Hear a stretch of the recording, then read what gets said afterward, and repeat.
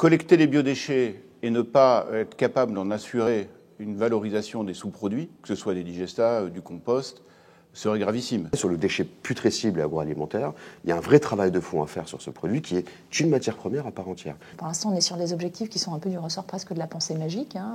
On dit que ça va être obligé, donc il va bien falloir trouver une solution pour le faire. Les biodéchets, derrière, c'est aussi pour produire de l'énergie. La notion de biodéchets, d'ailleurs, il faut la prendre avec précaution parce qu'elle est un ensemble qui comprend à la fois les déchets alimentaires, vraiment les déchets humides, et puis les déchets végétaux, qui sont des biodéchets par nature, mais évidemment qui n'ont pas la même qualité que les déchets humides et qui demandent un traitement là aussi différent. La TGAP est une double peine pour les collectivités.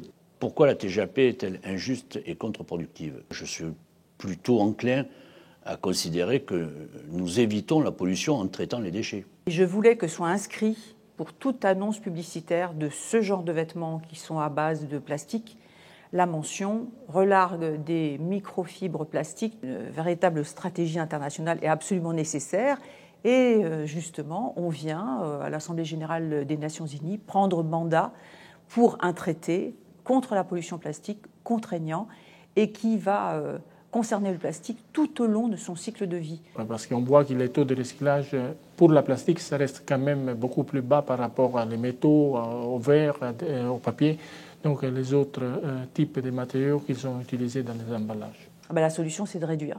La France a énormément apporté sur l'apprentissage et le partage d'expériences aux collectivités territoriales qui sont non françaises dans des pays, et notamment en zones où le retard en gestion et traitement des déchets est majeur. On a une excellence française en matière d'études, en matière de design, en matière d'ingénierie, en matière d'exploitation. Donc là-dessus, je pense qu'on peut avoir vraiment une vraie logique d'exemplarité sur cette question-là, sur laquelle on est plutôt assez précurseur. Oui. Il y a un rapport entre la conférence nationale et les déchets ménagers, donc pour moi c'était important d'être présent et d'avoir un échange permanent. Donc ça permet aussi de faire un état des lieux chaque année de ce qui a évolué ou pas. C'est l'enjeu aussi de manifestations comme aujourd'hui qui rassemblent des acteurs institutionnels, qui rassemblent des collectivités, qui rassemblent les entreprises et finalement tous les acteurs qui sont en mesure de transformer ces promesses, ces objectifs, ces choix réglementaires, en réalité sont présents là et sont capables de pointer du doigt le besoin de financement, le besoin d'installation et comment